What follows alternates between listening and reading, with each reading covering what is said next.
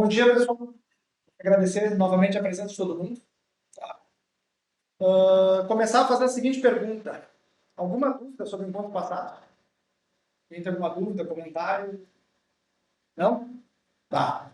Quem é que conseguiu ler os dois livros da República essa semana?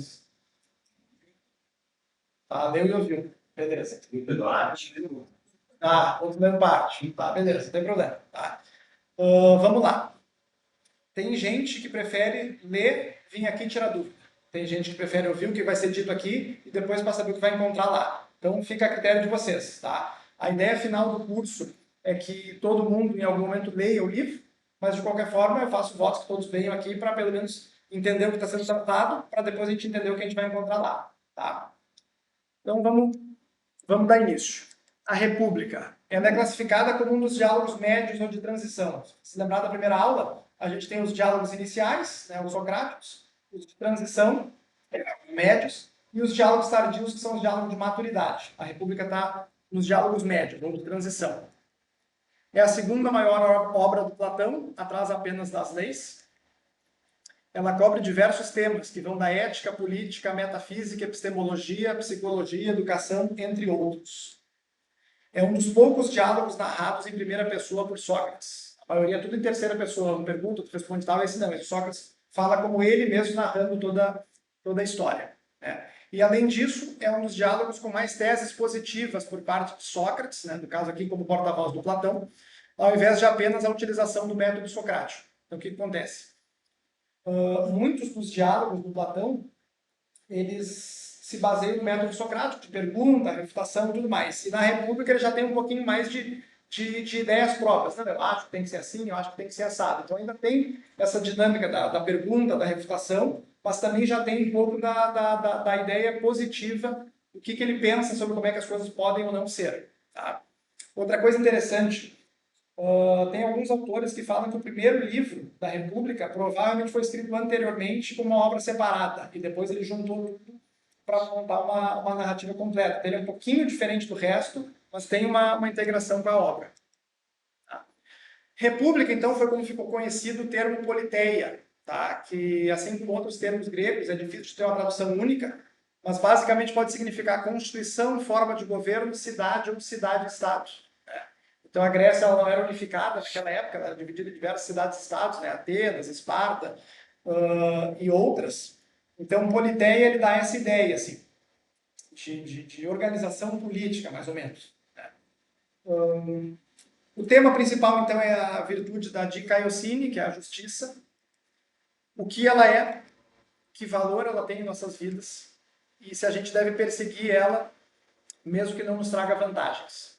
Esse aqui é o ponto inicial da discussão aqui da República, certo? Então aqui a gente começa. Tem algumas maneiras de ler a República, a gente pode ler ela de uma maneira um pouco mais analítica, pegando os argumentos, destrinchando, e tem a maneira um pouco mais literária de ver, porque o Platão, a filosofia do Platão ela é literária em algum medida. Né? E é bastante comum a gente entender isso, porque é o seguinte, boa parte da literatura corrente naquela época eram peças de teatro. E peças de teatro nada mais são do que diálogos, né? Então fazia sentido a coisa ser disseminada dessa maneira. Né? Então vamos lá, eu vou tentar trazer uma leitura que não fique muito analítica, nem também muito poética, um pouco meio termo, depois vocês me dizem o que vocês acharam. Tá? Se for o caso, a gente muda para as próximas. O Sócrates inicia o relato dizendo que havia ido com Glaucon até o Pireu, porto de Atenas, para as festividades em homenagem à deusa. Tá? O Glaucon é irmão do Platão, assim como o Adimanto. A gente vai ver isso aí depois. Tá? Em seguida, o Polemarco, filho do Céfalo, junto com outros jovens atenienses, o avista e pede para o seu escravo segurar Sócrates para que o espere. Então, o que acontece, pessoal? A primeira palavra em grego da República é kateben, que é desci. Tá? Tanto na minha edição, quanto na edição que eu mandei para vocês, e elas não são a mesma, tá? Elas têm algumas diferenças, que para o nosso curso aqui não vai fazer tanta diferença. Tá? Mas é importante que vocês saibam que não tem uma tradução, tem várias traduções, às vezes tem diferença entre elas. Tá? Tanto na minha, quanto na que eu mandei para vocês, não está a descida, tá? Como fui ao Pireu. Tá? E tem debates, enfim, sobre essa questão da descida, o simbolismo disso. Então, Sócrates estaria patamar superior, e aí ele desce para um patamar inferior para ter essa conversa com o resto do pessoal para ver o senso comum. Tá? Não é essa abordagem que nós vamos ter aqui hoje, tá? Mas é importante que você saiba que é possível também que exista alguns elementos simbólicos do que Platão está querendo dizer, na colocação das palavras, nas escolhas delas. Tá? E eu vou ilustrar mais uma aqui antes da gente começar propriamente, que é o seguinte, ó. O Polemarco, quando chega para ele, indo embora, diz assim, ó, vês quantos somos? Então devereis ou vos revelar mais fortes do que nós, ou permanecer aqui. Ele responde, não haveria outra alternativa, ou seja, a de vos persuadir de que deveis nos deixar ir?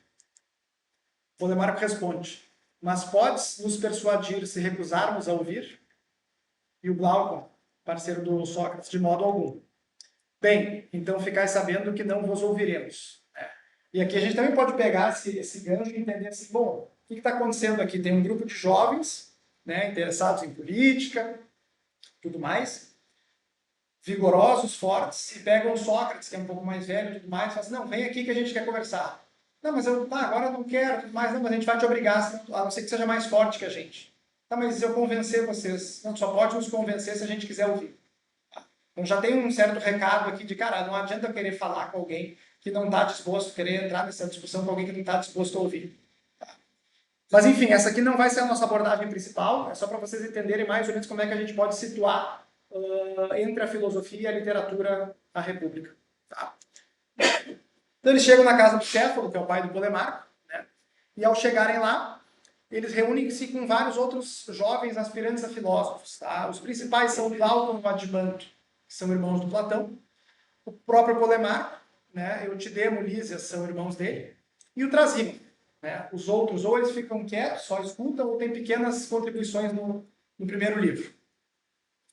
Céfalo começa saudando Sócrates, né? Dizendo que ele deveria visitá-lo mais vezes e que à medida em que envelhece e os prazeres do corpo fenecem, maior é seu desejo por uma boa conversa.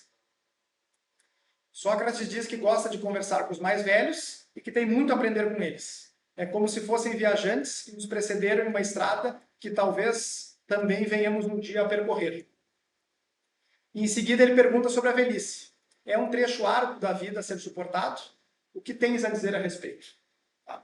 Uma outra coisa que eu esqueci de dizer no início, esses numerozinhos aqui são conhecidos como a numeração Stefanos. Então, como tem diversas traduções, às vezes tem umas maior, menor, tamanho de folha, ficou convencionado usar a tradução, então, do Stefanos, a numeração do Stefanos, onde ele separa por trechos. Então, tem um número e uma letra que vai de A a E. Então, se eu pegar a minha edição e for ler com vocês uma outra edição, como é o caso aqui, a gente não vai se referir à página nem à linha, e sim ao código, isso aí, isso é para evitar que a gente se perca trabalhando com edições diferentes. Tá? Então vamos entender o que eles estão falando aqui. O Céfalo, ele é um ancião rico, e ele está na casa dele fazendo um sacrifício para os deuses. E quando Sócrates chega lá, né, ele começa a falar, cara, vê, eu gosto de ti, tu não tem vindo aqui muito, né? Quanto mais velho eu fico, menos eu me interesso pelos prazeres mundanos, mais eu quero saber de boas conversas. Né? E aí o Sócrates diz que concorda plenamente com isso tudo, gosta de conversar com os mais velhos e quer saber como é que é a velhice. E o Céfalo responde então que os mais velhos costumam reunir-se para conversar e que a maioria se lamenta pela perda da juventude e dos prazeres que a acompanham, em especial os prazeres da mesa e da cama. Relata que eles dizem que outrora viviam bem, mas que agora não lhes resta vida alguma. Entretanto, o Céfalo diz que eles não responsabilizam a causa verdadeira, já que ele mesmo não se sente assim. Se a velhice fosse a causa dessas mazelas, ele mesmo deveria sofrer com elas. É que eu vou mostrar para vocês uma maneira que a gente tem de analisar o que é dito em texto filosófico, tá? Fazer uma pequena análise do argumento aqui do Céfalo, tá? O que ele diz, basicamente? Idosos afirmam que a velhice é a causa da infelicidade. Céfalo é velho, mas não é infeliz. Conclusão. A velhice por si só não pode ser a causa da infelicidade. Tá? Essa é uma maneira de tu pegar todo aquele discurso que é dito ali, que às vezes está de maneira meio implicada, em função da língua, do momento, e a gente tentar separar aquilo ali por premissas e tentar chegar na conclusão do que está sendo dito. Essa é uma maneira de entender um texto de filosofia. Tá? E aqui eu coloquei uma maneira também simplificada da gente fazer isso aí, né, mostrando o que poderia ser a estrutura do argumento. Tá? Então vamos entender o seguinte, ó, deixa eu abrir aqui. Todo A é B, C é A, mas não é B, logo nem todo A é B. Então vamos entender o seguinte, ó. Idosos afirmam que a velhice é a causa da infelicidade. Bom, então todos os velhos são infelizes. Todo A é B. O C, que é o céfalo, é A, é velho, mas ele não é B, ele não é infeliz. Por consequência, né, isso aqui é uma coisa como um argumento de refutação por contraprova. Tá? Portanto, se eu tenho um C, um indivíduo que é velho, mas que ele não é infeliz, logo nem todo velho é infeliz. Portanto, a causa da infelicidade ela não é necessariamente a velhice. Vocês entendem a sutileza aqui? Então, tu pode ser velho e ser infeliz, tu pode ser velho e ser feliz. Então, o que o Céfalo está dizendo é, o pessoal diz que a velhice traz infelicidade, mas esse não é necessariamente o caso. O Céfalo, então, ele cita o Sófocles, que diz ter escapado desses prazeres, em especial os prazeres da cama, né, como um escravo que escapa de um senhor brutal e tirânico. Isso vai fazer sentido depois ao longo da República. Ele diz que as causas dessas queixas não são a velhice em si, mas a maneira de viver dos seres humanos. Se forem moderados, o fardo da velhice será moderado. Se não forem, tanto a velhice quanto a juventude será um fardo pesado.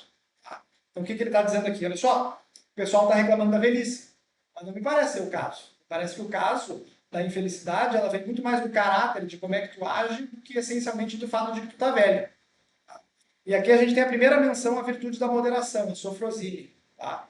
E aqui no decorrer do livro a gente também vai ver, em especial, as 4 virtudes que ficaram conhecidas depois como as virtudes cardeais, que é a moderação, a coragem, a sabedoria e, por fim, a justiça. Então aqui a gente tem a primeira moderação, a primeira menção, a primeira delas. Tá? Sócrates diz que a maioria das pessoas não concordaria com isso e diria que ele, o Céfalo, suporta bem a velhice em função da sua riqueza. E o Céfalo responde dando o exemplo do Temístocles.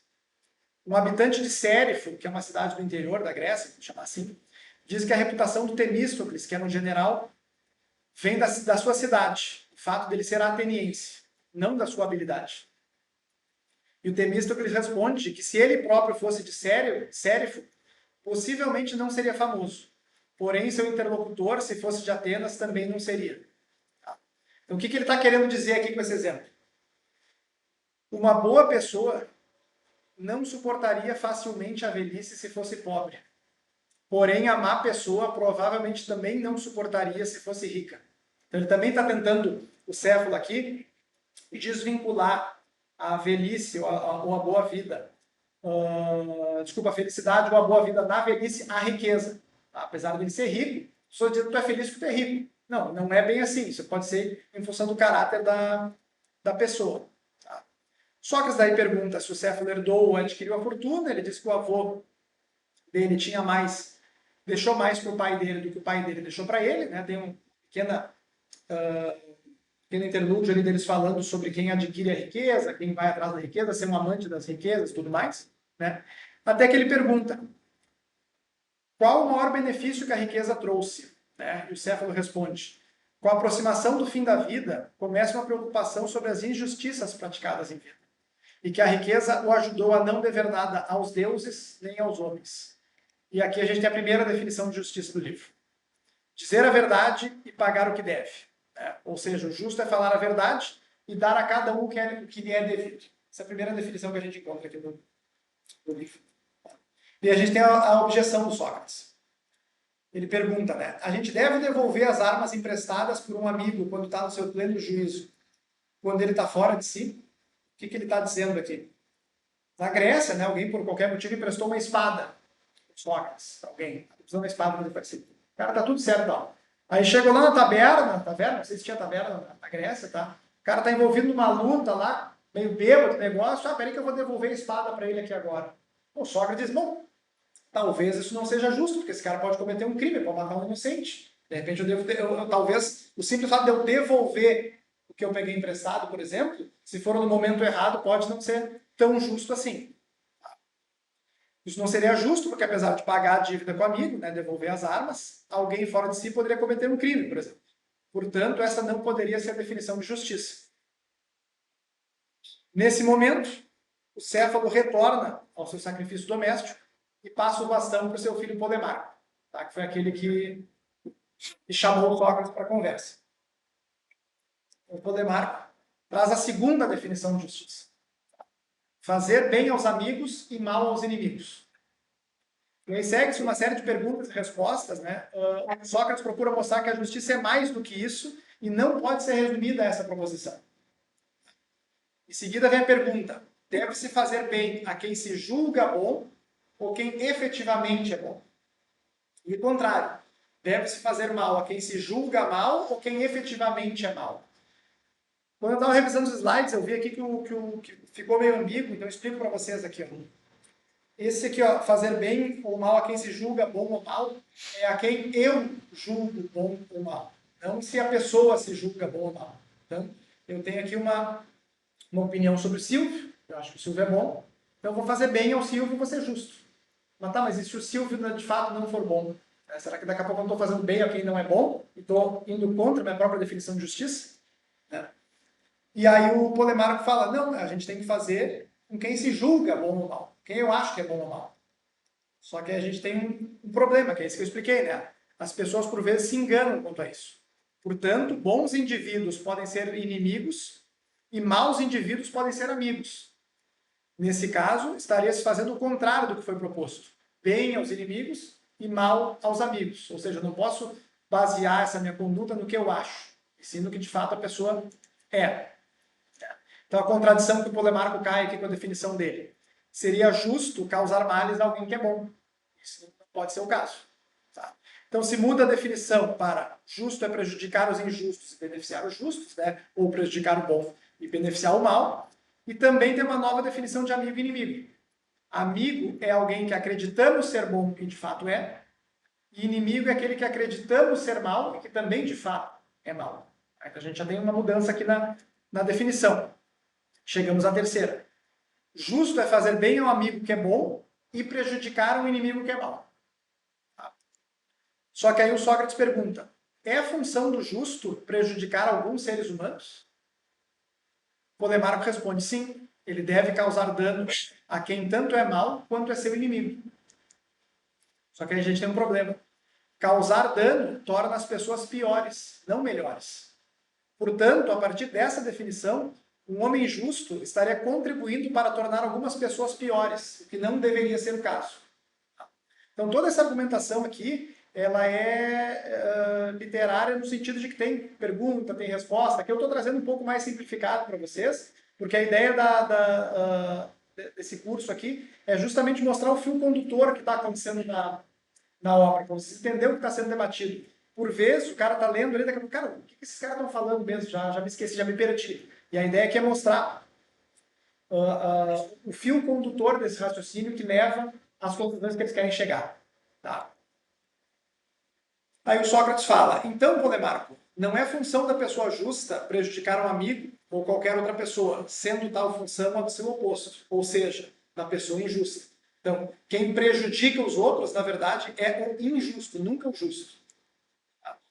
Se alguém nos diz, portanto, que é justo dar a cada um o que lhe é devido, entendendo por isso que o homem justo deve causar dano aos seus inimigos e fazer bem aos seus amigos, não se mostra sábio em dizê-lo, visto que o que diz não é verdadeiro, porque ficou claro para nós que nunca é justo causar dano a quem quer que seja.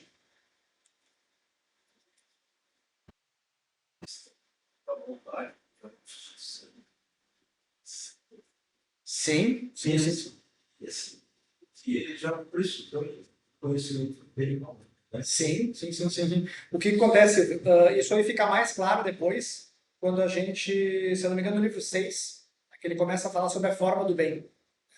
Então, a teoria das formas do Platão, ele, resumidamente aqui, ele propõe que existem formas ideais, né, que elas estão fora do tempo, fora do espaço, e que as coisas aqui do mundo material elas são apenas cópias imperfeitas dessas formas ideais transcendentais. Então, o que acontece? As duas principais formas que ele trata na República é justamente o bem e a justiça. Eu meu ponto de vista, isso aí teria que dar uma estudada com um pouco mais de calma, eu acho que é até uma identidade entre as duas, o pensamento do Platão. Né? O que é bom é justo, o que é justo é bom. Né? E se a gente partir do princípio de identidade, se A igual a B, então B igual a A e A igual a A, me parece que sim, existe um princípio de identidade entre uma coisa e a outra. Isso vai ser visto mais adiante no livro. Sim, fica. Quer falar alguma coisa? Isso assim que realmente eu contato com a obra antes, eu vi a ajuda muito, e a leitura ela vem um pouco antes do começo, né? Entender o diálogo, né? A forma que ela se contada, mas é interessante, assim, boa parte do que eu vi isso na obra é interessante vendo agora de forma mais resumida, mais, Sim, sim, né, sim. mais explicada. Mais linear, assim, né? Vai e volta. E tem também não, a respeito de que são muitas as questões da justiça, eles começam a debater isso da velhice, esses temas, e às vezes fica, então, a gente vê essa desenvolvendo os tópicos, O Polemarco ali. Polenar, Também o pai dele. começa a debater, começa a pensar, então aí a gente tenta achar a resposta. Só que não tem resposta, não veio, aí não veio, consigo, sim, que a gente vê hoje. Mas é interessante ver isso na universidade para começar a questionar e começar a buscar, né? Sim. Não, isso que tu falou, Fabrício, ele vai bem ao encontro daquela ideia que eu tentei passar para você na aula passada, de que tão importante ou mais quanto as doutrinas do Platão é entender o método que ele usava para chegar nelas, de entender assim, cara, peraí, vamos investigar isso aqui. Né? Tem certas coisas que nem quando é matemática, né? Bom, essa mesa tem tantos centímetros de largura, tanto de comprimento, tanto de altura, bom, isso é o objetivo, não tem muito debate quanto a isso. Mas quando chega num conceito como a justiça, a virtude, coragem, moderação, enfim, bom, aí fica um pouco mais difícil, porque não é tão palpável. Né?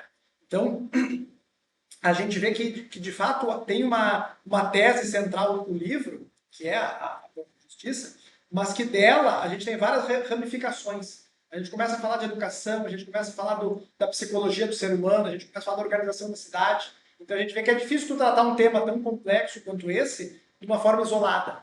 Ele acaba adentrando outras áreas do conhecimento da vida humana. Certo? Agora a gente tem o Trasímaco. O Trasímaco é o principal interlocutor do Sócrates aqui no primeiro livro. Tá? Bem interessante as coisas que ele fala. O sofista Trasímaco entra na conversa de forma truculenta e é respondido com ironia por parte de Sócrates. Tá? A definição que ele dá para a justiça. A justiça é a vantagem do mais forte.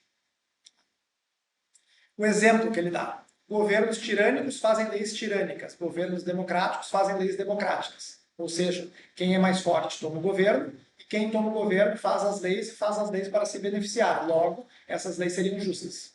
Tá? E aqui uma frase dele. Uma vez que o governo estabelecido é seguramente mais forte, qualquer um que raciocine corretamente concluirá que o justo é o mesmo em todo lugar, a saber, a vantagem do mais forte. Objeção que o Sócrates faz. É justo obedecer aos governantes? Sim. Os governantes são passíveis de erro? Sim. Quando fazem leis, algumas são corretas e outras incorretas? Sim. Por corretas, entende-se que beneficiam os governantes e prejudicam os súditos? Sim. Independente da lei ser correta ou não, ela deve ser seguida pelos governados? Sim. Problema. Se é justo seguir as leis e, por vezes, os governantes fazem leis que os prejudicam, então a definição de justiça não pode ser a vantagem do mais forte. Vocês entenderam o que o Sócrates falou aqui? O governante faz a lei.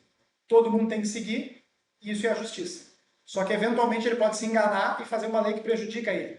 Então, se a justiça é a vantagem do mais forte, eu tenho que seguir uma lei que prejudica o mais forte, logo a justiça não pode ser a vantagem do mais forte. É meio intricado, às vezes, tu entender isso aí, né?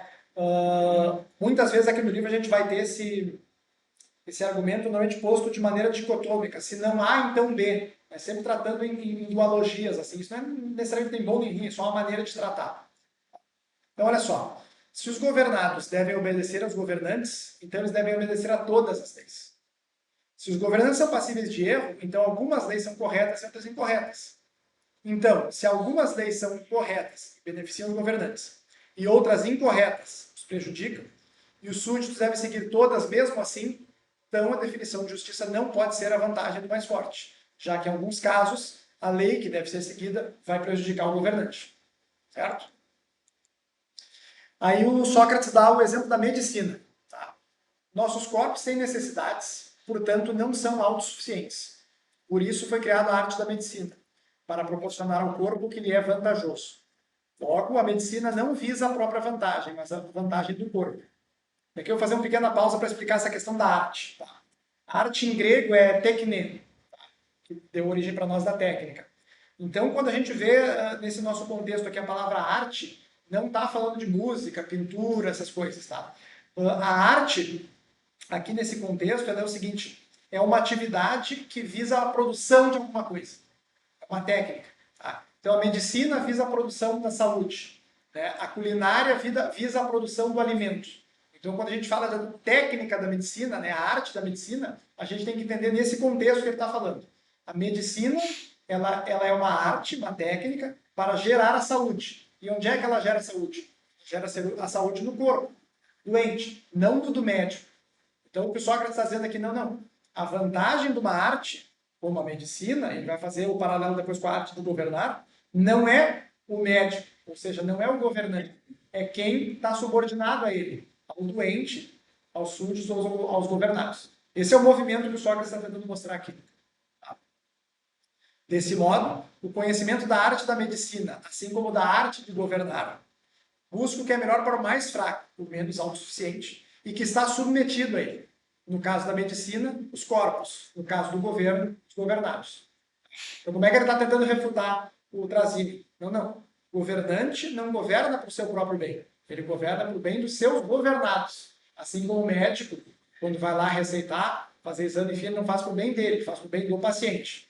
Certo? O mesmo, Sócrates fala, vale para o capitão, que navega buscando não o que é mais vantajoso para ele, mas para os marinheiros e para o navio. Outro exemplo que ele dá também. Portanto, Trasímaco, ninguém em qualquer posição de comando, enquanto governante, visa ou ordena o que é vantajoso a si mesmo, mas o que é vantajoso aos seus governados, os quais são objeto de sua arte. É daqueles que estão submetidos ao seu governo e do que é vantajoso e apropriado para eles que ele cuida. E tudo que ele diz e faz em favor deles.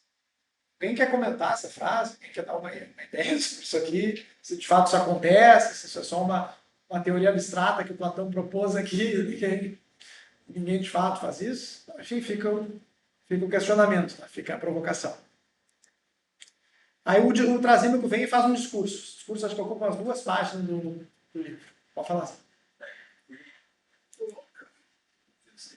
Caras que se dão bem. Isso. Ele coloca alguns exemplos. O exemplo que ele dá é os próprios tiranos. Aí. Eu dividi aqui o discurso do Trasímaco, então, em 5 partes, para fazer a coisa ficar um pouquinho mais clara. Tá?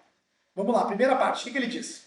Pastores e vaqueiros não visam o benefício das suas ovelhas ou do seu gado, mas o seu próprio. Cuidam dos animais para que possam beneficiar-se do seu leite, da sua carne, da sua pele ou da sua lã e de suas crias. Ou seja, como o governante e os governados. O Trasímaco está dizendo, não. O governante, ele visa o próprio bem. Assim como o pastor. O pastor está cuidando do gado, não é pelo bem da vaca. Ele vai se locupletar disso aí depois, que nem o governante. Ou seja, a vantagem do governante e a desvantagem dos governados seria, no Trasímaco, então, a justiça. Um homem justo sempre obtém menos do que um homem injusto, seja em negócios privados, seja em negócios públicos. Ele está dando aqui uma definição meio egoísta assim, da justiça. Não, se eu for injusto, eu vou me dar melhor. Se eu for justo, eu vou me dar pior. Ele dá o exemplo da maior das injustiças. A que torna extremamente feliz a pessoa que consuma, ou seja, que faz ela, e extremamente infeliz quem dela é vítima, que seria a tirania. Cara, a maior injustiça me torna extremamente feliz. E a maior injustiça que eu cometo torna extremamente infeliz aquele que foi objeto da justiça. E aqui a segunda parte do que eu botei no item 3, né? Mais ainda, não só aos poucos, mas de uma vez só, desde que não seja pego. Se é pego, não passa de um ladrãozinho. Se, além de não ser pego, ainda escraviza os cidadãos, não só não recebe esse nome, né, de pequeno ladrão, batedor de carteiras, como é considerado feliz e bem-aventurado, tanto pelos próprios cidadãos, como por todos aqueles que sabem que ele cometeu a mais completa injustiça. Então aqui ele está defendendo que a vida do homem injusto, que se não completa em função dos outros, é melhor do que a vida do justo.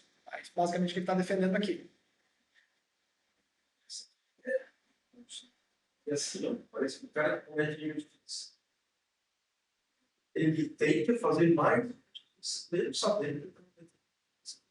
Porque ele já não tem o que sabe isso. Observa alguma coisa. Então, o cara sabe que a tendência dele é ampliar. É justamente por estar comentando isso que a tendência é seguir um ciclo de feedback positivo. Parece que o cara deita Sim. fazer. Isso. Em alguma medida, é exatamente isso aí que o Trasímaco está defendendo. A gente vai ver depois que os irmãos do Platão, Glauco e Manto, eles fazem argumentos nesse sentido, mas eles já avisam, olha só, eu não acho isso aqui, mas eu achei que o Trasímaco falou interessante, vamos investigar. E o Trasímaco realmente acredita nisso aqui, pelo menos aparentemente acredita nisso aqui. Quem censura a injustiça são os fracos, porque temem sofrê-la. Portanto, a justiça deve ser a vantagem do mais forte. Aqui a gente, no quarto item que eu elenquei aqui para vocês, né, a gente vê, o Nietzsche tem uma proposição parecida com essa aqui, né, que a moralidade é uma maneira dos fracos evitar que os fortes os dominem. Né? Então tu vê que isso foi escrito lá 2.300, 2.400 anos atrás, e o Nietzsche, agora no século XIX, estava falando a mesma coisa. Você vê que essa discussão não morreu. Não é como se isso aqui foi superado, agora não se fala, agora vamos para frente. Isso aqui ainda está rolando.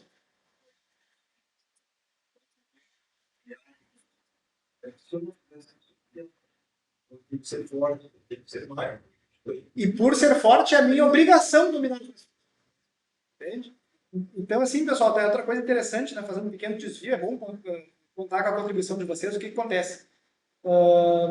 Esse evento aqui que eu escolhi fazer justamente fora da faculdade, para levar para fora a filosofia, não é só para vocês, deixa eu ver o que o Platão falou, o que não falou, para vocês realmente se perguntarem sobre o que está acontecendo, ver o que está sendo debatido. É trazer, nem que seja o método disso aí para a vida de vocês. Tá? Eu não quero aqui passar a ideia de que se o Platão falou está certo. Entendeu? Eu não concordo com tudo que está no livro. Tem coisa que ele fala ali, que o cara pega, olha, lê e fala, não, isso aqui eu acho que é errado. Entendeu? Só que aí tem duas coisas, tá? Primeiro, o meu papel aqui, o meu propósito aqui não é dizer o que eu acho certo e o que eu acho errado. É dizer o que eu acho que o Platão falou. Esse é o primeiro ponto. Tá? Acho que antes da gente dizer, dar a nossa opinião se alguma coisa é boa ou ruim, a gente tem que primeiro entender o que está sendo dito.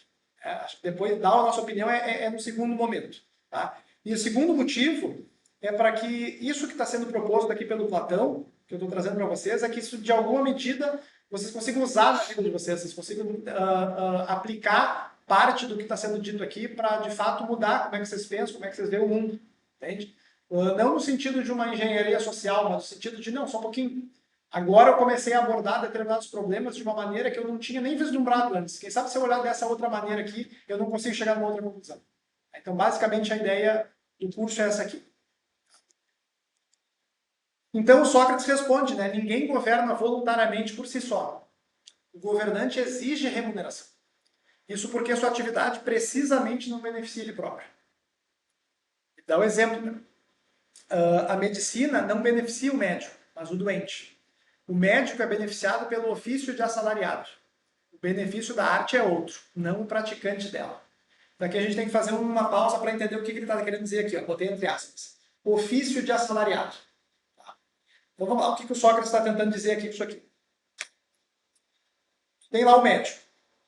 O médico é o detentor do conhecimento de uma determinada arte, qual seja, a medicina. Então, o objetivo dessa arte é trazer a saúde para o doente. Tá? Só que ele, quando ele é remunerado, não é em função da medicina, é em função de estar exercendo ela como o que o meu tradutor chamou aqui de ofício de assalariado. Tá? Então, por exemplo, assim, tem um professor dando aula. O objetivo dele não é se melhorar ou ter vantagem. O objetivo dele com a arte da educação é ensinar os alunos. O fato dele estar recebendo por isso, por exemplo, significa que está trazendo junto, está trazendo no bojo daquela atividade um ofício de assalariado, certo? Então, assim, ele divide em dois. A parte que faz a arte, da medicina, do ensino ou do governo, e a parte que é o ofício de assalariado, que é a parte onde eu recebo por isso. Ou seja, a medicina, a arte do governo, a arte da educação, ela por si não visa alguma coisa. O que visa é a outra atividade que vem junto com ela, que é o ofício do assalariado. Pode parecer estranho para a gente, de fato parece, mas essa foi a melhor maneira que eu achei de conseguir colocar esse conceito junto. Então, a questão da remuneração, ela está investida nessa questão de eu exercer a medicina. Ela faz parte disso, mas não é um objetivo disso. Ela está embutida e faz parte da medicina, como ela faz parte de todas as profissões. Isso. A remuneração não deveria servir como objetivo, ela deveria vir como uma consequência. O parte já faz parte. Isso. E tanto que é o seguinte, a gente trata isso como uma coisa só, mas só que isso aqui está tratando diferente. Não, meu objetivo como médico ele não deve ser ganhar dinheiro, deve ser curar. E aí, por ganhar dinheiro, bom, eu sou remunerado por isso. Mais ou menos essa é a ideia. E aí ele levanta 3 pontos, né? Explica por que uma remuneração deve ser dada para quem está disposto a governar. Tá? Quais seriam elas? O dinheiro, a honra ou a punição. Punição como remuneração para governar. Tá? O Glaucon, então, admite reconhecer as 2 primeiras, mas ele não entende a última. Bom, como é que a punição pode ser a remuneração por eu exercer uma atividade, no caso, o governo? O Sócrates diz que o amor pelo dinheiro e o amor pelas honras são censuráveis. Ou seja, o Glaucon concorda com isso. E aí eu separei uma parte aqui para ler com vocês, fica muito grande com o slide. Tá?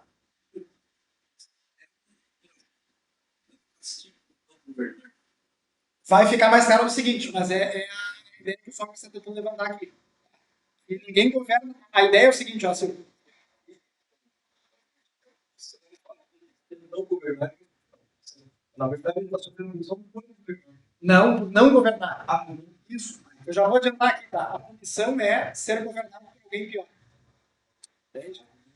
Isso. O argumento aqui é o seguinte, olha só. Ninguém governa porque quer. Se eu for para o governo, isso é o que o Sócrates está dizendo, o Platão está dizendo. Se eu vou para o governo, ou é para ganhar dinheiro, ou é para ter honra, porque sou seu fulano, ateniense aqui, tá? E aí ele levanta a terceira bola, que é por uma punição. Eu já estou adiantando para vocês que a punição é ser governado por alguém pior do que eu. E aqui eu separei esse trecho aqui para vocês. É por isso que bons indivíduos não se mostrarão desejosos de governar por dinheiro ou honras. Não querem receber remuneração abertamente pela tarefa de governar, porque serão chamados de mercenários. Nem recebê-la secretamente por sua atividade e serem chamados de ladrões. Tampouco governarão pelas honras, porque não ambicionam honras. Assim, alguma compulsão ou punição é preciso ser empregada para constrangê-los a governar. E talvez seja por isso que se julga vergonhoso procurar atividade de governo antes de ser compelido a ela. Ora, a maior punição no caso de alguém que não deseja governar é ser governado por alguém pior do que ele próprio. E me parece que é o receio disso que leva os indivíduos decentes a governarem nas ocasiões em que fazem. E encaram o governo não como algo bom ou algo a ser desfrutado, porém como algo necessário, uma vez que não se pode ser confiado a alguém melhor ou sequer da mesma excelência deles mesmos. Numa cidade de homens bons, que é o que eles vão tentar construir depois, se viesse a existir, os cidadãos contenderiam ansiosamente para não governar, como fazem agora para governar. Nesse estado, ficaria absolutamente claro que todo aquele que é realmente um autêntico governante naturalmente não visa a sua própria vantagem, mas sim a dos seus governados. Então, vocês estão entendendo o movimento que estão fazendo aqui? Um chega e diz, não, a vantagem do mais forte. E aí ele tenta mostrar que não. O cara que está lá governando, que é o exemplo que ele traz, é o que está exercendo a medicina, enfim, ele não está fazendo isso por ele. Está fazendo isso para quem está submetido, para quem é objeto dessa arte que ele está exercendo. Feito. Tá frio? Tá. Beleza. Se tiver fio, o pessoal precisa. Hã? E o cara se candidato, ele não se candidata para governar, ele se candidata para que é o que faço. Vai ser tempo. Essa é a ideia. Essa é a ideia. O Transímico, então, ele qualifica a justiça como uma generosa candidez, né, uma inocência, e a injustiça como bom discernimento. Além disso, ele elogia as pessoas que são completamente injustas e que são capazes de submeter estados e comunidades inteiras a seu poder. A justiça seria, então, uma espécie de vício, né, para o Trasímico, e a injustiça uma espécie de virtude. Tá? E virtude vai ser um tema central aqui da República mais adiante. A discussão vai seguir, então, com Sócrates tentando mostrar que a justiça é mais poderosa que a injustiça. Ele diz que, olha só, um Estado, um exército ou mesmo um bando de ladrões que tentasse uma ação injusta não teria êxito caso os integrantes do grupo agissem injustamente entre si. A justiça causa divisão, causa cisânia. Ele pergunta se essa característica da injustiça perderia o seu poder se fosse considerada em um único indivíduo, ou seja, saindo do coletivo e trazendo para o individual. Tá? E o Trasímico responde que não, isso aí continua. Ou seja, a injustiça não permite a consecução de um objetivo comum, pois com ela não há unidade. Justiça seria sinônimo de unidade e injustiça de divisão. Tá? Tanto num grupo quanto no indivíduo, ele ele se tornaria inimigo de si mesmo. Tá? Vamos entender aqui o que ele está falando. Se eu vou assaltar um banco, junto com vocês tudo aqui nós vamos sair daqui, vamos assaltar um banco. Tá? Nós vamos fazer uma ação injusta, certo? Só que entre nós tem que haver uma espécie de justiça, porque se eu quiser roubar de vocês depois do espólio, nós não vamos conseguir fazer. Entendeu? Nós vamos assaltar lá e vamos todos se matar depois. Né? Então o Sócrates está tentando mostrar aqui que mesmo quando eu vou tentar praticar uma injustiça, eu ainda preciso que a justiça impere em alguma medida para que aquilo ali consiga ir para frente. Basicamente essa aqui é a ideia. E aqui ele já faz uma pequena transição, que vai acontecer mais claramente depois, do grupo para o indivíduo. Então assim, vocês lembram lá da unidade, da multiplicidade, do Parmênides, do amor e da discórdia, do império, as coisas parecidas? Vejam que o Platão não tira nada da cartola, ele já está alguma coisa rodando nesse sentido. Né? Ele procura trazer isso aí para uma questão mais moral e não na questão da natureza do mundo físico. Tá? Então o que acontece? Se eu não estou alinhado dentro de mim mesmo para fazer um objetivo, cara, dificilmente vou conseguir esse objetivo. Né? Então, assim, daqui a pouco eu quero emagrecer. Beleza, quero emagrecer. Aí tem um bolo de chocolate ali, coisa parecida. Cara, se eu não me segurar e for lá e comer todo aquele bolo de chocolate, eu não vou conseguir emagrecer. Então, esse seria um pequeno exemplo, assim, de como é que a injustiça, no sentido de desordem interna, operaria no indivíduo. Tá? E a gente vai ver que o Platão, depois, ele faz um movimento de analogia entre o indivíduo, entre a alma e a cidade. Tá? Isso em seguida. Depois ele aborda o tema, né, do que o Trasímico falou sobre o injusto ser mais feliz do que o justo. Tá? Para isso a gente tem que entender o conceito de função, tá? Que é ergon. A função, aqui em grego, no Platão, significa aquilo que só uma coisa pode fazer ou faz melhor do que qualquer outra. Tá? Quem lê o livro, quem vai ler, vai ver depois que ele fala assim, se eu for cortar uma árvore, né, eu preciso usar um podão, chama podão. Mas eu consigo fazer isso aí com uma faca. Né? Só que o podão faz aquele serviço melhor. Então eu tenho essa última parte, alguma coisa que faz desempenha uma atividade melhor do que outra. E tem outras coisas que só elas podem fazer. A gente vai ver aqui um exemplo. Ó. Os olhos e os ouvidos. Eles têm uma função. Os olhos veem e os ouvidos escutam. Eu não tenho como escutar por outro órgão, nem ver por outro órgão. É a função exclusiva. Tudo aquilo que tem uma função possui uma virtude. A virtude dos olhos é enxergar bem e a virtude dos ouvidos é ouvir bem. Um olho é virtuoso quando enxerga bem e vicioso quando enxerga mal. O mesmo vale para os ouvidos. Então, assim, a arete, né, que é o conceito grego da virtude, normalmente traduzido como virtude, ela também pode ser traduzida como excelência, tem outras traduções. Tá? Tem algumas palavras gregas que são difíceis de traduzir como um termo só. Então, o que acontece? A gente tem esse conceito da virtude como algo moral. Sou virtuoso. Mas para o Platão, aqui para os gregos, uma faca pode ser virtuosa. Uma faca é feita para cortar coisa, uma faca de carne. Se aquela faca lá está cortando bem aquele pedaço de carne, ela é uma faca com arete. Ela é uma faca virtuosa, por assim dizer. E aqui então ele está fazendo essa analogia com os olhos e os ouvidos, que tem uma sua função e que tudo que tem uma função tem uma virtude, que é executar bem aquela função. Então, quando essa coisa, no caso o olho aqui, a gente vai ver depois, executa bem aquela função, a gente pode chamar ela de virtuosa. E quando executa mal, a gente pode dar o nome dela de viciosa. Não no sentido moral, aqui no caso do olho e do ouvido. A alma é aquilo que vive e governa a vida.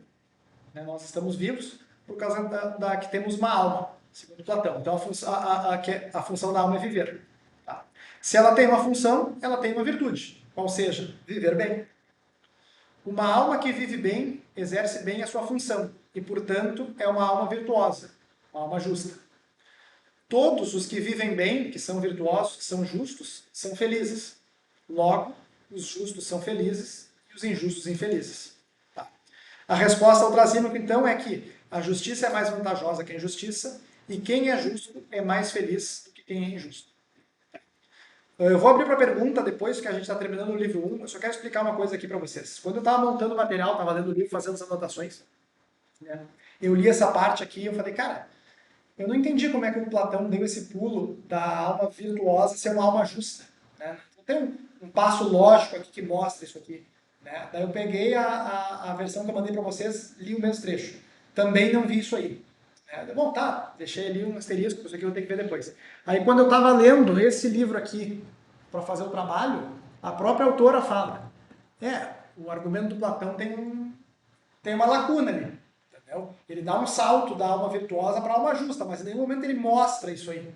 Tá? A mim parece que na sequência do livro vai ficar mais claro qual a ligação de uma alma virtuosa com a alma justa. Tá? Mas agora, essa etapa do livro, de fato, me parece que o argumento do Platão tem um problema, que ele dá um salto e ele não explica esse salto. Tá? Nós vamos usar aqui o princípio da caridade com ele e entender que, bom, ok, se a virtude da alma é viver bem, ela é ser justa. Tá? E aí, por isso, fica aqui a resposta final do livro 1, como a justiça é mais vantajosa e quem é justo é mais feliz. Pessoal, sobre o primeiro livro, uma dúvida, pergunta, comentário?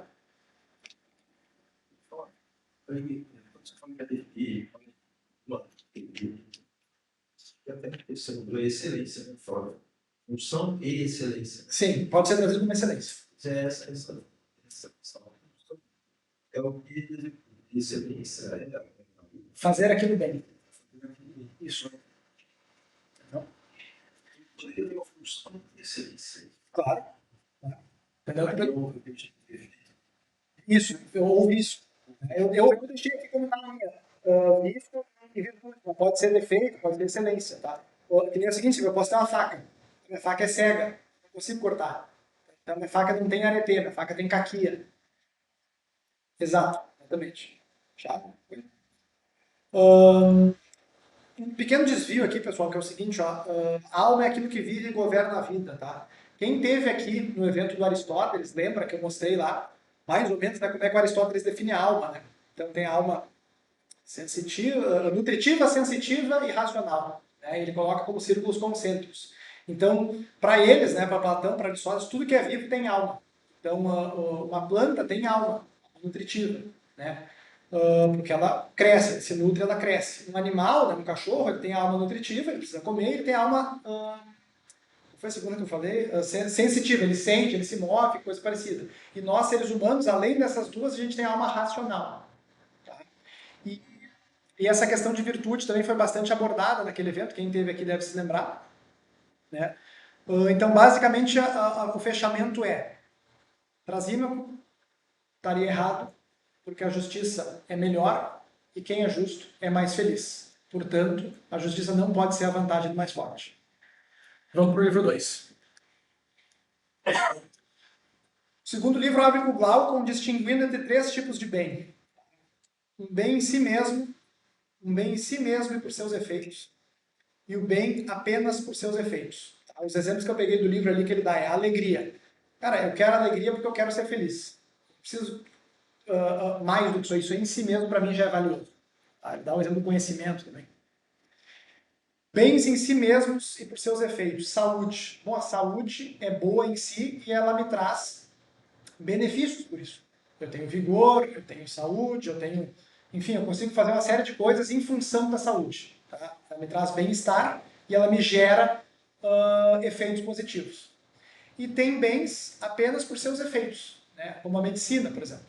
A medicina, ela não seria para o Platão bem em si mesma, ela seria boa em função dos seus efeitos. Tá? Tem um debate aqui também sobre o seguinte, medicina é um bem ou é uma técnica? Tá?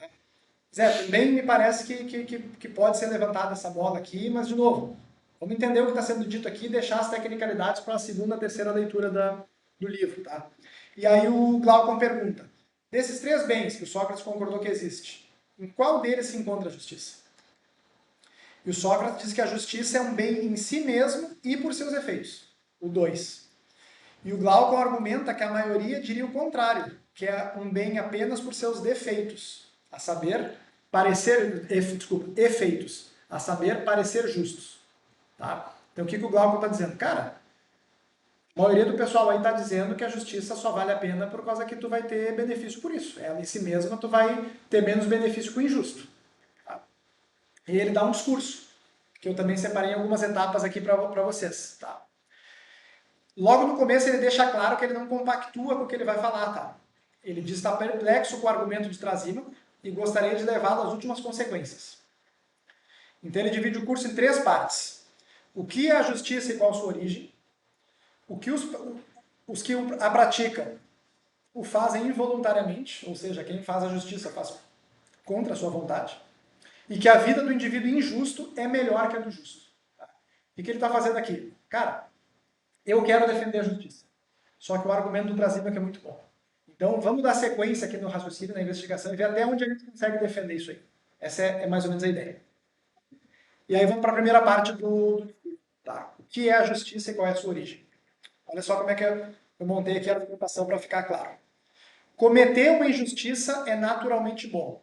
Sofrer a injustiça é naturalmente ruim. Então, assim, ó, se eu roubo alguma coisa de alguém, eu tenho mais dinheiro. Teoricamente seria bom. Se alguém rouba alguma coisa de mim, eu tenho menos dinheiro. Isso é ruim. Tá? Basicamente, esse aqui é o ponto que ele está fazendo. Ele diz que o mal de sofrer uma injustiça supera o bem de cometê-la. Ou seja, é pior sofrer uma injustiça do que é melhor cometer ela. Tá? Esse é o ponto que ele está fazendo aqui na premissa 2. Quando falta a capacidade de cometer a injustiça ou esquivar-se dela, os homens decidem ser vantajoso ou estabelecer um acordo mútuo de não cometer a injustiça e nem sofrer com ela. Tá? Eu coloquei aqui o contrato social que eu vou explicar em seguida. Portanto, a justiça não seria natural, ela seria convencionada. E aqui, de novo, o debate da physis e da nomos, da natureza e da convenção. Tá? Então, olha só que interessante. Já na Grécia Antiga, na época que isso aí foi escrito, tu já tinha aqui uma ideia ainda meio proto do contrato social que a gente vai ver depois com Hobbes, Locke e Rousseau. Tá? Esse pessoal fala, né, grossíssimo modo, assim, que na verdade toda a política humana, não vou te matar, tu não me mata, coisa parecida, é uma coisa convencionada. Né? O Hobbes tem essa ideia. Né? Não, o mais forte é quem define. Só que para nós conseguir viver em sociedade, a gente precisa chegar num acordo aqui que seria o contrato social. Né? Então a gente já tem aqui uma prefiguração do que lá no século XVI, depois XVII, vai ser exposto com maior clareza. Tá? Daí surgiriam os contratos e as leis, que determinariam o que é justo e lícito. Essa seria, então, a origem e a essência da justiça, segundo a primeira parte do argumento do Glaucon. Tá? Ele defende, então, que o melhor seria perpetrar a injustiça sem ser punido, e o pior seria sofrer a injustiça e não ser capaz de se vingar. Ou seja, a justiça seria um ponto mediano entre esses 2 extremos. Tá? Então é uma breve digressão. Né? O Aristóteles, lá na Ética Nicômaco, de fato, ele põe as virtudes como um ponto mediano entre o vício e entre o excesso e a falta. Mas lá no livro 5, se eu não me engano, ele fala a justiça não é bem assim. A justiça meio que ou tu é justo ou tu é injusto. Não tem como ser um pouco justo, um pouco injusto, coisa parecida. Tá? Mas aqui o Glaucon está colocando que ela seria então um ponto mediano entre fazer a injustiça e não sofrer com ela. Tá? Aqui tem uma redução do ético ao legal. desloca a justiça do plano moral para a esfera jurídica. Tá? O que é justo é o que está na lei. E aqui a gente tem alguns advogados, né? O Fabrício já saiu. Os advogados têm alguma contribuição para dar sobre essa ideia de a justiça é o que está na lei, se está na lei é justo, coisa parecida? Tem alguma coisa? Aham. Perfeito. Okay. Então a justiça não poderia ser reduzida ao que está na lei. Okay. Isso aí? Não, tem que controle de constitucionalidade, inteiro. E isso aí você não com o conceito de justiça claro, poderia lançar um semestre inteiro. Controle de constitucionalidade. Mas só para ter uma ideia. Claro, e abordar a Constituição como uma lei também. Claro, tem uma pode ser? ela é uma carta política. Assim, resumindo, nós temos a justiça não a lei ela é um perigo, porque tem que ter uma regra, né, que então perante a lei. Isso. A lei é um deparo que sim. Até porque esse pega simplesmente então, pô, era legal. E o ser humano é propriedade de outro. Então, não tem nada a ver. Isso. O que acontece, né? A gente vai ver depois que esse é o argumento que o Platão está fazendo.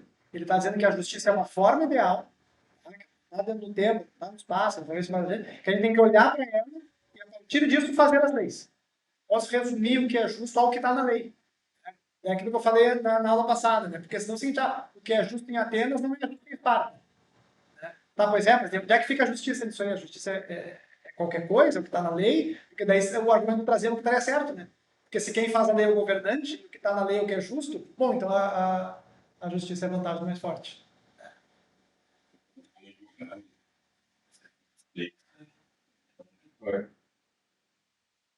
Judiciário, justiça, sabe? Ele vai graças ao processo, aquilo, isso vai analisar.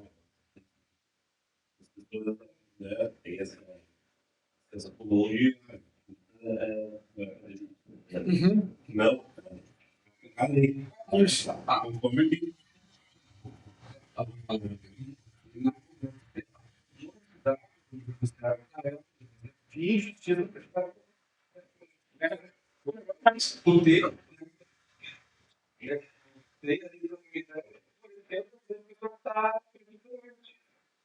Isso. Isso. E aí é o seguinte, eu não vou responder a pergunta que eu vou fazer, eu vou deixar aqui no ar, né? A técnica da advocacia é qual? É buscar a justiça, é livrar o cliente? Qual seria a técnica da advocacia se a gente entendesse nesse conceito? Essa é outra questão. Isso eu vou deixar para vocês depois. Vamos para frente. Segunda parte do discurso do Glauco. Tá? Os que praticam a justiça o fazem involuntariamente. Aqui ele usa uma figura que ficou conhecida como o mito do anel de Giges. Tá? Talvez você já tenha ouvido falar disso aí. O Giges, então, ele era um pastor da Lídia que encontrou um anel que tinha o poder de o tornar invisível. Com ele tornou-se mensageiro da corte e, ao chegar ao palácio, seduziu a rainha, matou o rei e tomou o reino para si. O Glauco, então, ele argumenta que se houvessem dois anéis e um fosse entregue ao homem justo e o outro ao homem injusto, suas condutas seriam a mesma. Afinal, segundo o raciocínio que ele está propondo aqui, a grande vantagem da justiça seria ser reconhecido como justo e não necessariamente agir como justo. Tá? Então, olha só, pessoal. Primeiro, quem é que nunca pensou em ser invisível, assim, quando era pequeno, e fazer as coisas e sair por aí? Todo mundo pensou. Não pode ter sido só eu e o Platão, né? Não tem mais gente que pensou isso aí. Então, o que acontece? Assim, ó, claro, quando a gente está explicando um texto como esse aí, né? Não é o caso de vocês, mas a gente tem aqui o Tiaguinho, que está no colégio ainda, né? É importante a gente ver o seguinte, ó. Tá, mas ele ficou invisível. Como é que ele seduziu a rainha? Cara, não é esse o ponto. Não é isso que interessa. O exemplo que a figura literária que o Platão traz no Glaucon aqui é justamente um exercício de pensamento de, cara, e se tudo que tu fizesse, tu não fosse punido, tu ia roubar, tu ia matar, tu ia fazer o que tu quisesse, ou tu ia agir conforme, nem que seja o teu conceito de justiça, ainda que não seja a justiça da cidade, tu ia agir pelo teu conceito, ou tu ia fazer o que quer que te desse na telha. Essa é a provocação que ele está fazendo aqui. Isso também, se não fosse crime, Exato. você não mata a pessoa que é crime, ou porque você entende, né, que é errado. Isso. Isso. E tem gente que defende, né, aquela ideia, tipo assim, não, as pessoas não matam outras pessoas porque elas serão punidas por isso. Né? Exatamente. Não é porque eu acho que é intrinsecamente errado matar um inocente. Não acho nada, mas é que não vou fazer porque eu vou sofrer um problema. Tem gente que defende.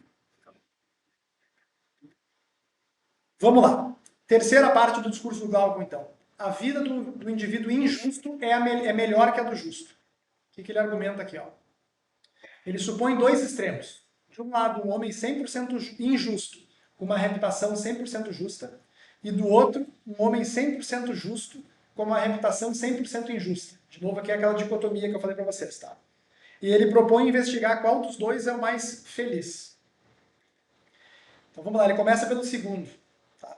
Ele diz que o que é 100% justo, mas tem uma reputação 100% injusta, tá? Seria açoitado, acorrentado, cegado com fogo e, ao fim, empalado.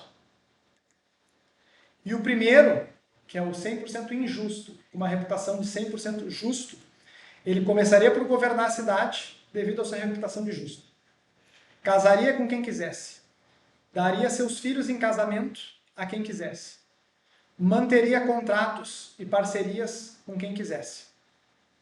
E beneficiaria a si mesmo de todas as formas, já que ele não tem escrúpulos quanto a cometer injustiças, que vai na esteira do que o Silvio falou. Não, pra mim não tô nem aí, eu vou tocar ficha, azar do poder.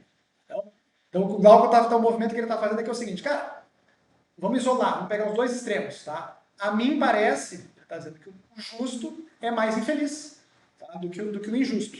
E é isso que o Sócrates vai tentar mostrar que não é o caso.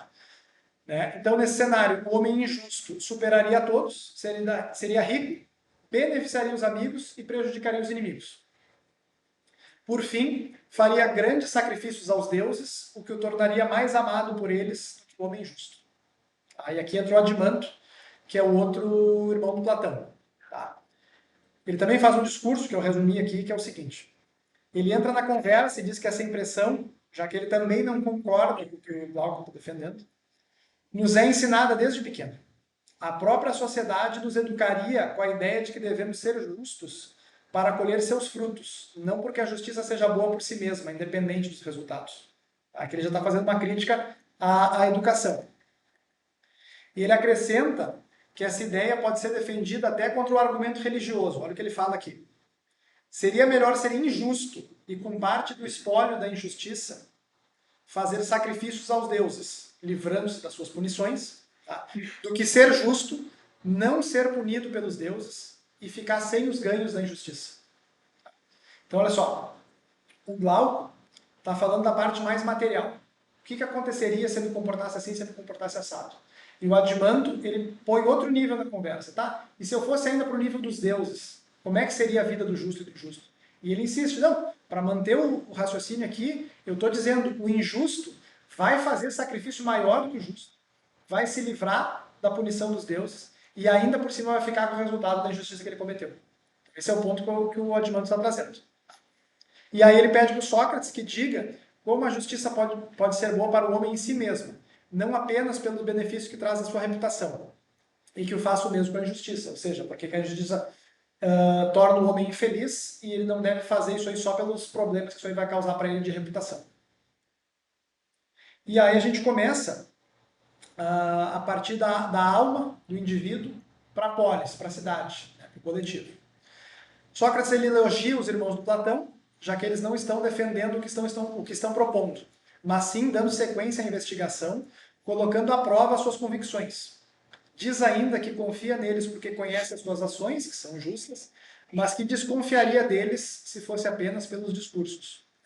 E aqui tem uma outra pequeno desvio assim, né? O que o Sócrates está dizendo? Cara, é legal o que vocês estão fazendo. Vocês estão propondo uma coisa que vocês não acreditam e tal, e eu ficaria abismado com alguém que defende essas ideias. Só estou tranquilo com vocês que eu sei como é que vocês agem.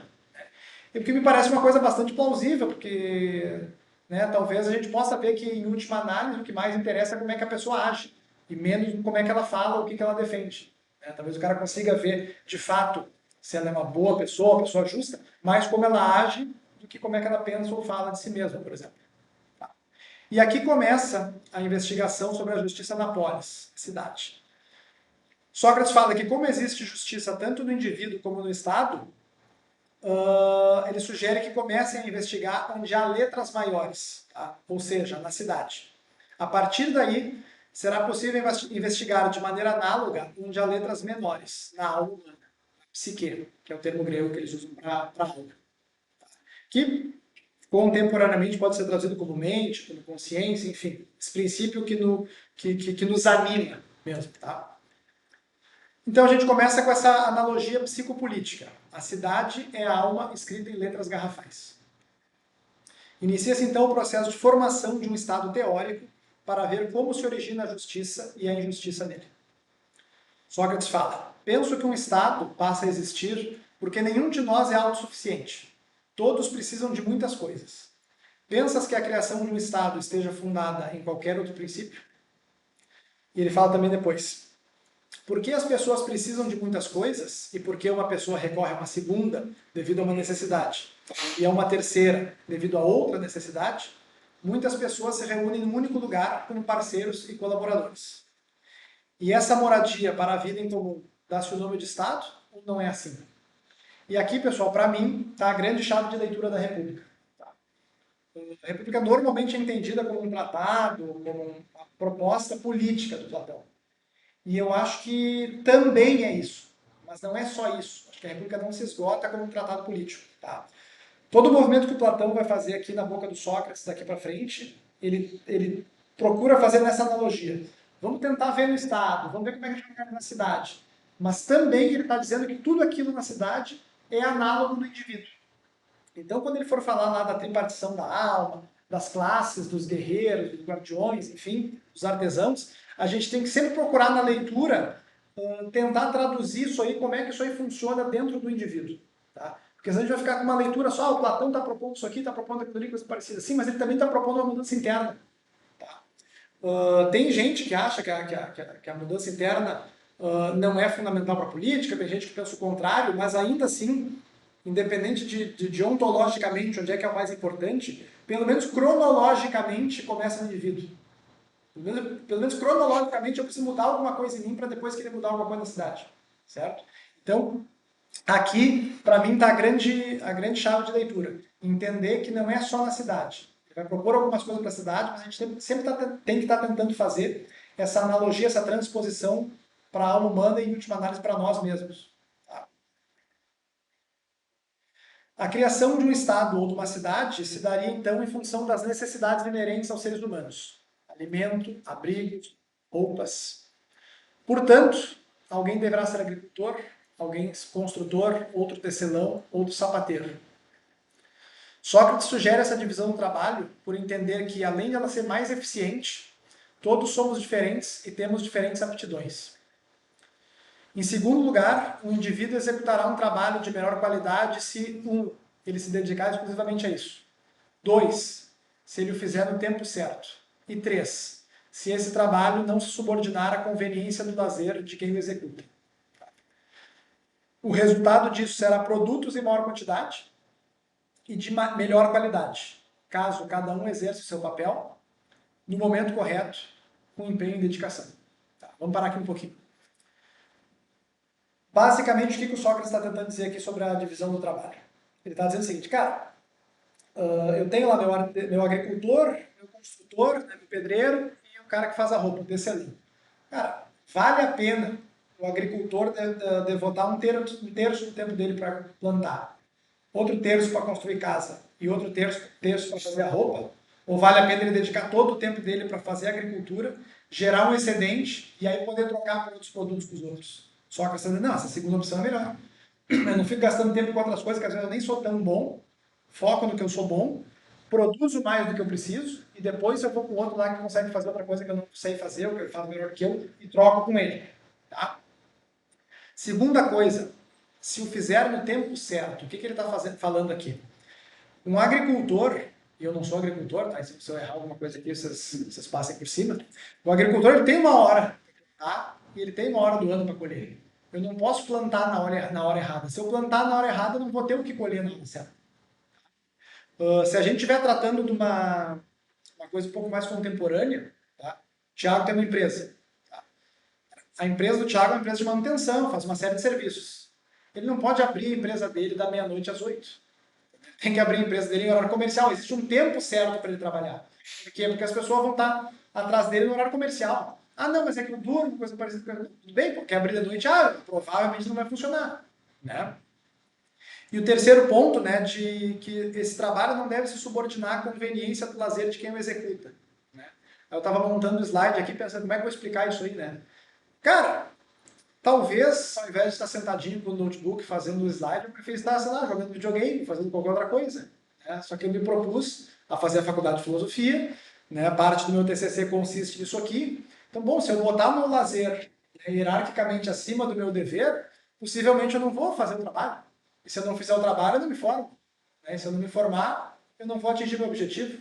Então, o meu lazer, né, ele não pode estar, ele tem que estar subordinado ao meu trabalho, não o contrário. Então, esses são os 3 pontos que o Sócrates está fazendo aqui. As coisas têm que ser feitas independente da minha vontade, né, do meu desejo mais imediato, na hora correta, e preferencialmente se eu conseguir executar bem uma só função, o outro executa uma e depois a gente troca o produto do nosso trabalho. Isso implica que deverá haver mais pessoas nessa cidade, já que, por exemplo, o agricultor não vai produzir o seu próprio arado. Portanto, a gente deve ter também carpinteiro, ferreiro e outros artífices. Que entra de novo a questão da técnica. Né? Artífice é aquele que faz alguma coisa. A técnica tem como objetivo a produção de alguma coisa. Deverá haver, então, vaqueiros e pastores, como o Trasímaco falou, para que o gado ajude a puxar o arado e as ovelhas deem lã para as roupas. Ainda que a cidade esteja crescendo, ela precisará importar alguns produtos. Logo, haverá necessidade de produzir não apenas para o consumo interno, mas também para exportação. Então, por exemplo, assim, vamos imaginar que cada estado aqui do Brasil fosse uma cidade-estado grega. Né? Todo mundo tem mais ou menos a mesma cultura, assim, né? Claro, óbvio que não, mas enfim, tem uma identidade, tudo mais, fala o mesmo idioma. Mas na Bahia eu não consigo plantar uva, né? Muito calor. Então o baiano dificilmente vai conseguir fazer uma vinícola e tudo mais e tal. Então ele vai acabar tendo que... Sim. Não, não pode falar. Não tem, mas é mais difícil e acaba sendo em menor quantidade.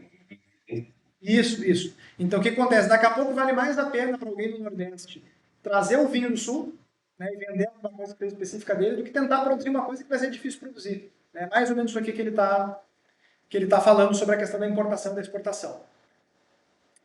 Será necessário, então, mais artesãos e mercadores, né, que farão esse comércio. E se esse comércio for feito por mar, vai ter a necessidade de marinheiros e de construtores de navio. Tá? Então, pode ver, ele está tentando montar uma cidade. Aí começa, necessidade básica.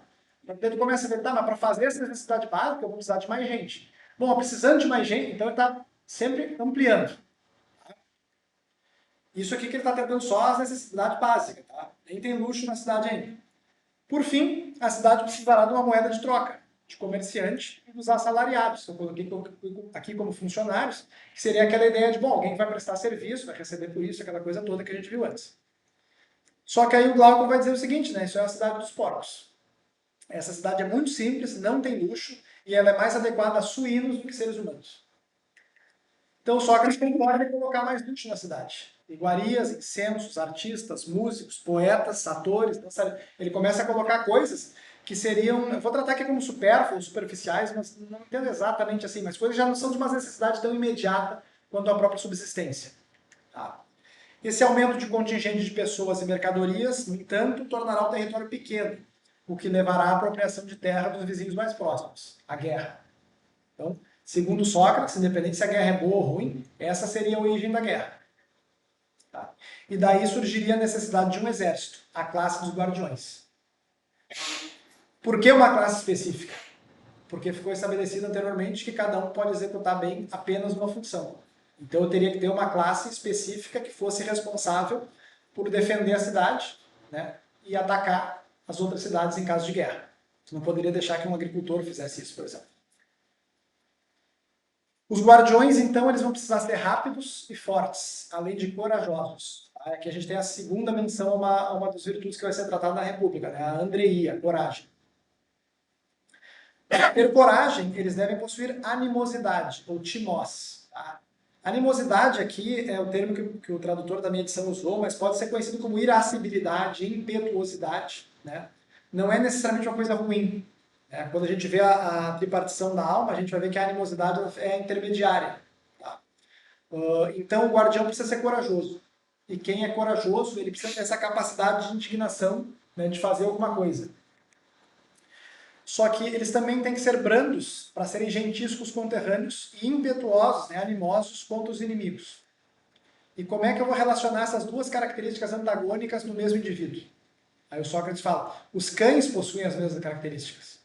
Tá? O cachorro, ele vai lá e ele é dócil com quem ele conhece e ele é agressivo com quem ele não conhece. Tá? Então, o cachorro ele consegue ter no mesmo indivíduo as duas qualidades.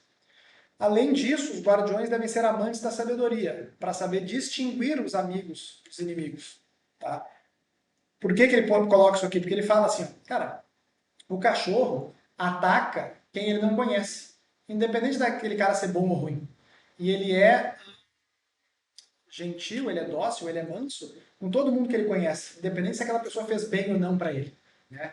E ele fala, então, os guardiões eles têm que ser como cães, mas eles também precisam ter a sabedoria, tá? Que é outra virtude que vai ser tratada aqui, para eles conseguirem fazer a distinção correta de com quem eles têm que ser gentis e com quem eles têm que ser animosos ou irascíveis.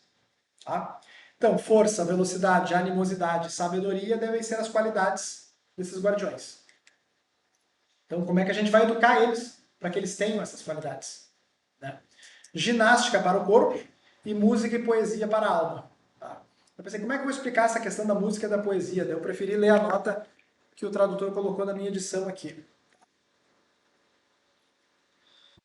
Ele diz o seguinte, Platão usa o termo música aqui num sentido bastante amplo, que abarca quase todas as expressões culturais, exceto a arte manual, que seria a tecne. Ou seja, as artes imitativas, como o teatro, né, a interpretação musical, seja o canto, a dança, a música por instrumentos, né, as várias formas de poesia, a literatura e a filosofia. Tudo isso se enquadraria no que o Platão está falando aqui de música e de poesia. Então seriam estudos culturais, num termo mais amplo, assim, para a gente entender. Pode falar. Talvez tenha falado. Mas é justamente está fazendo desenvolvimento do cara, está falando que ela vai ser guerreiro e ao mesmo tempo vai ficar muito. Isso. Então ele vai atacar o próprio. Isso. E aí a questão para abençoar. Seria. Aí ele da educação. Isso. E além disso, o que contendo está certo, só que eu fiz esse disclaimer assim, para mostrar que música e poesia não é só no termo que a gente tem hoje, é uma coisa um pouco mais ampla que ele está se referindo. Tá? E ele fala também o seguinte, né? Se tu faz só a ginástica para o corpo, que ele se refere aqui, tu não vai ficar brando, tu não vai ficar dócil. E se tu faz só o contrário, se tu fica na música e poesia, tu não vai ser animoso e impetuoso. Então tem que equilibrar as duas coisas, tratar o físico, mas também tratar a mente. Né? Sim. Isso vem depois. Então, o Sócrates, né, propondo sobre a educação dos guardiões, ele fala, né, que começando pelas histórias, pelas narrativas ou pelos contos, os mitos, existem os verdadeiros e os falsos. Né, e a educação deve começar pelas histórias falsas. Cara, o Platão diz, começa pelas histórias, começa pela música e pela alma. Nós vamos começar pelas histórias falsas. O que ele está dizendo isso aqui? Ele fala que as crianças ainda não têm condição de discernir bem o que está acontecendo nas histórias. Então ele sugere que sejam contadas, por exemplo, fábulas. Eu vou dar aqui alguns exemplos rápidos para vocês. A tartaruga e a lepra. lebre está lá correndo para cima para baixo, a tartaruga devagarinho, e ela debocha da tartaruga. A tartaruga vai lá e desafia ela numa corrida. A lebre, a tartaruga é fácil. E aí sai correndo na frente e uma hora, cara, vou parar para dormir aqui. Dorme e a tartaruga, sem pressa, sem pausa, vai embora, ganha da lebre, a lebre chega lá, dormiu, não consegue conseguir. Então tem uma história, uma moral por trás dessa história. E isso, segundo Platão, é fácil, palatável e digerível para as crianças. Então essas histórias devem ser contadas para elas quando elas são pequenas. Tu tem a da cigarra e da formiga. A formiguinha trabalhando e a cigarra tocando violão, cantando. No verão. No inverno, as formigas lá com uma provisão grande de alimento e a cigarra, coitada, passando frio, passando fome. Né? Também vem ao encontro daquela ideia de que tem hora para trabalhar, tem hora para trabalhar. Não é 400 antes de Cristo, é isso? Isso, exatamente. E essas fábulas vieram anos depois.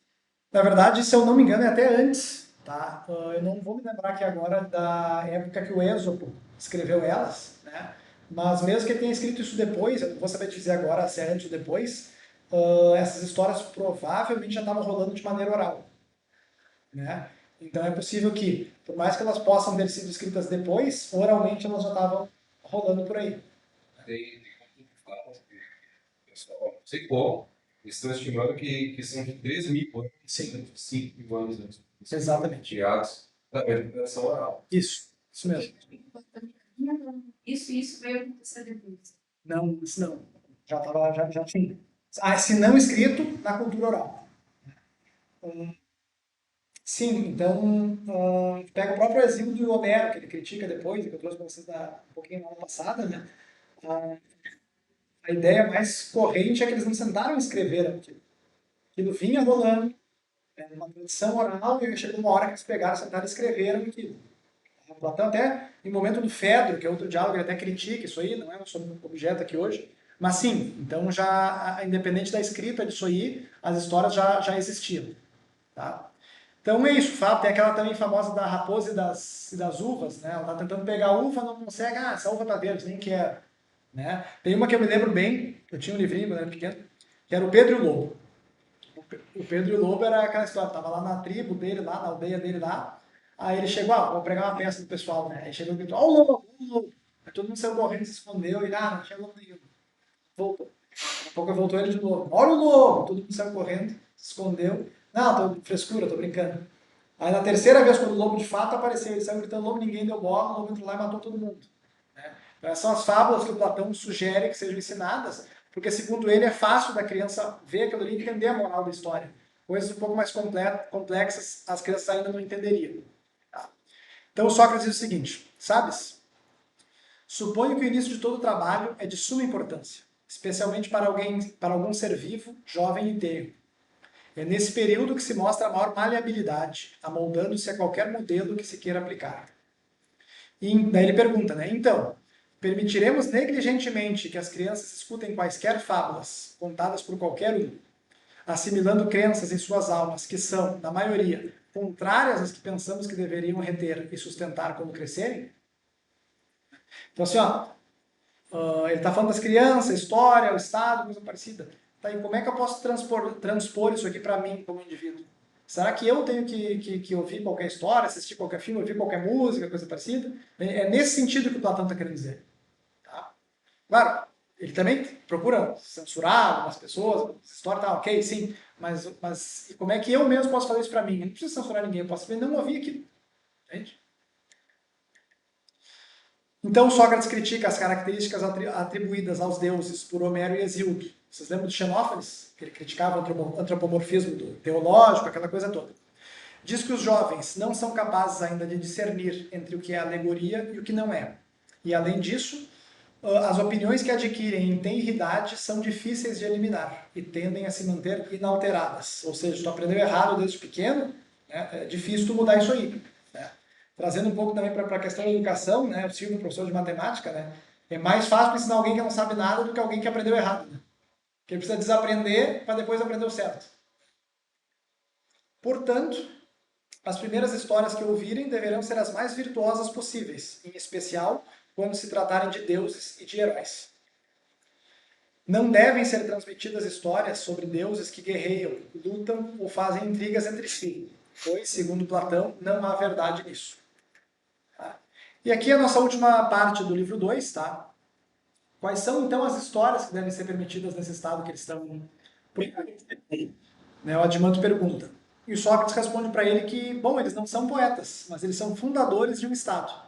Portanto, cabe a eles saber os modelos a serem seguidos, não criar as histórias eles mesmos. Então, o que ele está tentando dizer é o seguinte, não, nós vamos botar as balizas do que pode ser dito. A gente não vai dizer o que vai ser dito. Tá? E ele tem três ideias aqui. Primeira delas, as histórias têm que dizer que Deus é... Nada que é bom é prejudicial. O que não é prejudicial não causa prejuízo, não causa mal.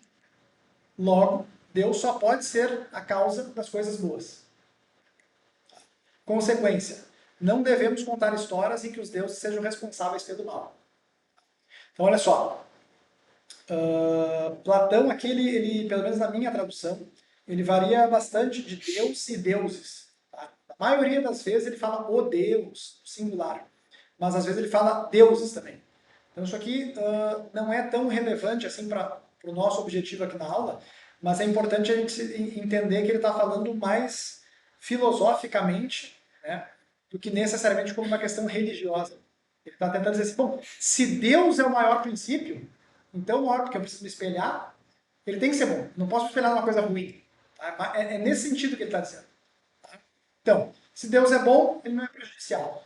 O que não é prejudicial não causa prejuízo, logo, Deus só pode ser a causa das coisas boas. Segundo argumento dele, Deus é imutável. Ele pergunta, Deus pode mudar de forma? Se sim, ele terá de ou transformar a si próprio, ou ser transformado por outra coisa. Porque alguém se muda. Né? Se alguém se mexe, lembra da questão do movimento? Se eu me movo, ou é por mim mesmo, porque alguma coisa me moveu. Se eu me transformo, porque eu me transformei, porque alguma coisa me transformou. Aí pegando a segunda parte ali, ó. As melhores coisas, Sócrates diz, são minimamente passíveis de mudanças externas. Ele traz o exemplo da alma. Né? E não é a alma mais corajosa e mais dotada de senso, a menos perturbada e alterada por qualquer paixão externa? A sequência disso aí. Quanto melhor a coisa, menos tenderá a mudar por causas alheias a ela. Portanto, a probabilidade de Deus ter muitas formas é mínima, que ele precisaria mudar por ele mesmo. Segunda parte, então, se ele se transforma, é por si mesmo, não por uma causa externa. Sócrates pergunta, quando ele muda, ele se torna melhor ou pior? O Adimanto responde, forçosamente em algo pior, já que ele é possuidor de todas as características positivas. Então, se eu tenho todas as características positivas, se eu mudo, eu naturalmente preciso me mudar para ficar pior, não melhor. Né? E aí o Sócrates pergunta, mas alguém se tornaria pior de maneira deliberada? Não, isso é impossível.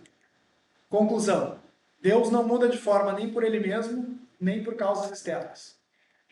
Consequência, não devemos contar histórias em que os deuses mudam de forma ou se desfazem. E o terceiro ponto que ele levanta aqui, para dar o modelo das histórias que poderiam ou não ser dadas no estado dele, é o seguinte, Deus é verdadeiro. Ele não mente nem se engana. Ele diz que existem dois tipos de mentira, que eu coloquei aqui como interna e externa. A mentira interna diz respeito à alma, é a ignorância, eu não sei. Se eu não sei, eu posso falar uma mentira. Basicamente isso que ele está falando. E as mentiras externas, elas estão só nas palavras, na utilidade, ou seja, eu sei o que é verdade e ainda assim eu vou lá e minto. Só que ele diz que o ser humano ele pode ter utilidade para mentira.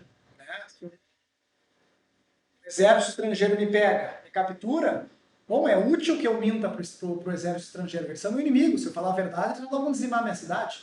Então, para o ser humano, pode haver utilidade para mentira. Tá? Só que o Deus, não. Ele não só não é ignorante, como ele não tem necessidade ou utilidade para mentira. Deus não teria por que mentir em palavras, por exemplo, como o ser humano. E ele nem pode mentir internamente porque ele não é ignorante, ele não possui ignorância dele. E aí o Sócrates fala, né? Portanto, o procedimento do divino e o divino são, em todos os aspectos, isentos de falsidade. Consequência, não devemos contar histórias em que os deuses enganam ou manipulam. O Deus, então, É inteiramente simples e verdadeiro nos atos e nas palavras. Não se transforma ou engana os outros por meio de imagens, palavras ou signos, quer em visões, quer em sonhos. Ou seja, nem acordado, nem dormido. Tá? Resposta, então, à pergunta. Quais histórias? Histórias onde os deuses sejam bons. Não sejam magos, que ele vai falar assim, não sejam magos que se transformam. E nem que nos enganam por meio de falsidades nas palavras ou nos atos. Tá? Então essa é a forma que o Sócrates monta ali para dizer, bom, as histórias devem seguir este padrão aqui. Tá? E o tema da educação, depois dos Guardiões, vai seguir no livro 3 na próxima aula. E é isso aí por hoje. Esse é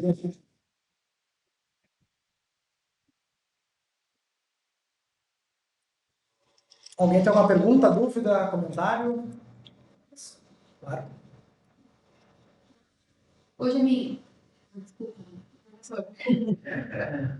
Professor, já... Esses diálogos, eles aconteciam, tá? Assim, ó, provavelmente haviam bastantes discussões filosóficas assemelhadas a isso aqui naquela época.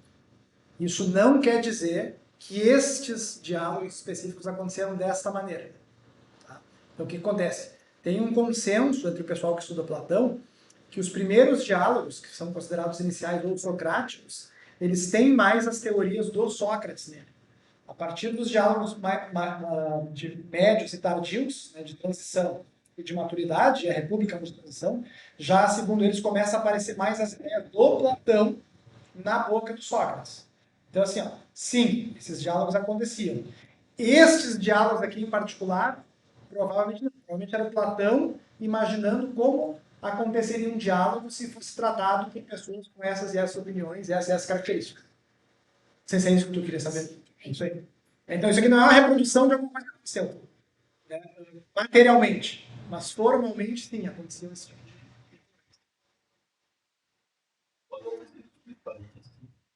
de... Isso. Ele foi para a cidade fazer uma analogia com o pé. Isso. Como é que ele vai fazer essa decisão? Vai aparecer depois. Porque também seria esse. Como é que essa analogia seria o governo das paixões? Em certa medida, sim. De certa forma, é isso aí. Sim. É isso. Claro, a gente vai ver isso mais adiante, tá? Basicamente é o seguinte, ele faz a ideia da tripartição da alma. A alma teria 3 partes, e ele fala que o Estado, né, que a cidade também tem 3 partes. E ele começa a tratar sempre, como eu falei com você, a chave de leitura, sempre em analogia. Então ele está falando dos artesãos, dos guardiões e dos governantes, né, as classes. A gente tem que colocar isso aqui como... Ele vai tratar, vou dar um spoiler, ele vai tratar como baixo ventre, vai tratar como peito e vai tratar como cabeça. E aqui ele vai botar a moderação, aqui a coragem, aqui a sabedoria. Isso. Então ele vai tratar isso aí analogamente. O guardião seria o artesão seria o baixo ventre, o guardião seria o peito e o governante seria a cabeça. Então, sempre nessa analogia da alma do indivíduo com a cidade do coletivo. Isso, pessoal. Beleza? Então, terminar aqui.